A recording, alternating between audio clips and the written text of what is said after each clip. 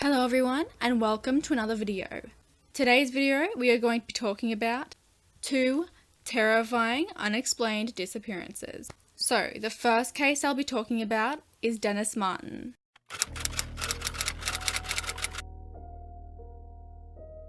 Dennis Martin was on a camping trip near the Tennessee-North Carolina state line with his family at the time of his disappearance. This was in the summer of 1969. It was Father's Day at the time, and the Martin family tradition was that all the men in the family would head down to Smoky Mountain National Park to camp and hike.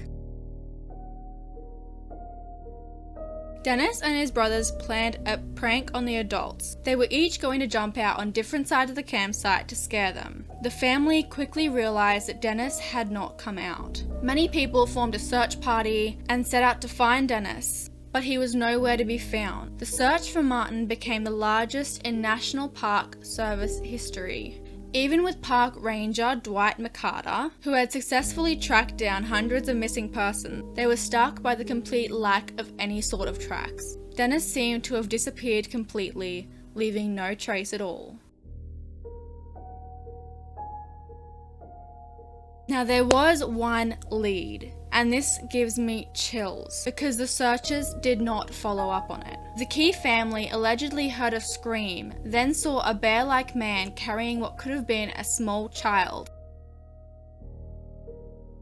This is honestly terrifying because all I can think is someone dressed up as a bear for this exact reason. Who is gonna believe a bear-like man kidnapped a young child? This search party didn't.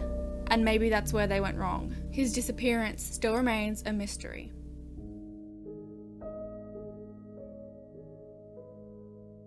Now, the next disappearance I'm going to be talking about, I've looked into this case since I was a kid and when I found out they originally went missing. This family was found, but I'm still going to add it into this video because it just raises more questions. This is the Jamison family. Bobby Jamison, 44, Sherilyn Jamison, 40, and Madison Jamison, 6, lived in the town of Eufaula, Oklahoma. Now, I'm not sure if I said that right, and I'm sorry if I didn't. Some 30 miles from where their bodies were found, in an area of the Sans Bois mountain range called Red Oak. The family travelled there because Bobby and Sherilyn were planning on buying a 40-acre plot of land. This may have been a spur-of-the-moment decision because Sherilyn's other son said he talked to her 2 weeks prior and she seemed to have no plan of relocating. On 8th of October 2009, the Jamison family loaded up their pickup truck, headed into the mountains, and were never seen alive again. When the Jamisons weren't heard from for several days, the police started searching, and after 8 days of hunting for their whereabouts, they located their truck.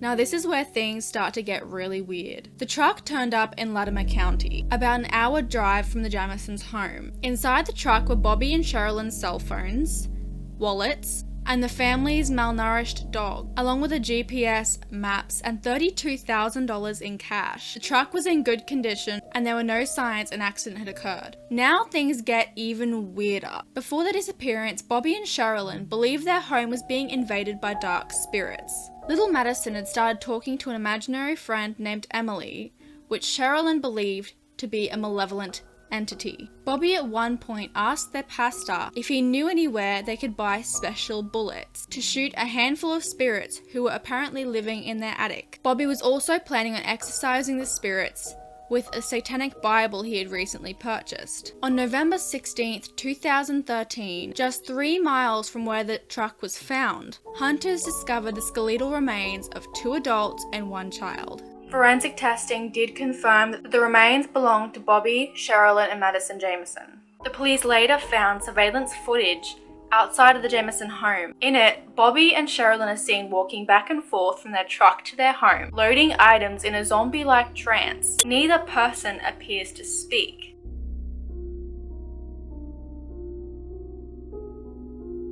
The odd behaviour witnessed in the surveillance video led to people assuming that they were on drugs. But the surveillance video was disturbing for other reasons. In it, graffiti can be seen sprayed on the side of a storage container. Sherilyn had told neighbors she believed she was a witch, and that these were important self-protective messages she had been spraying on the container. Both friends and family agreed with the Jamisons that their home was haunted, and a few have shared they too experienced odd things inside the house. But with severe depression and paranoia looming over the family, it's not hard to imagine that the house had a heavy feel to it. There are lots of theories about what happened to the family. Some believe they were in a satanic cult. Some believe they were dealing drugs and this was just the result of a drug deal gone wrong. Some think they just got lost, and others think it was a murder-suicide. Now, there is something that's bothered me about the Jamison family's deaths ever since they were discovered. The bodies of Bobby, Sherilyn, and Madison had been lying side by side, face down. The environment in which the corpses had been found made it impossible to identify the cause of death. However, despite the advanced state of decomposition, the coroner was able to identify a hole in Bobby's head, possibly a bullet hole. What makes this even creepier was when the Jamison bodies were found, there was a dried flower included with Madison's remains. I can't help but think, but after 4 years, how are their bodies still on top of the ground, waiting to be found? Wouldn't they be buried by now? And how did the flower get there? Let me know what you think happened in the comments. Anyway, thank you guys so much for watching. I hope you enjoyed this video.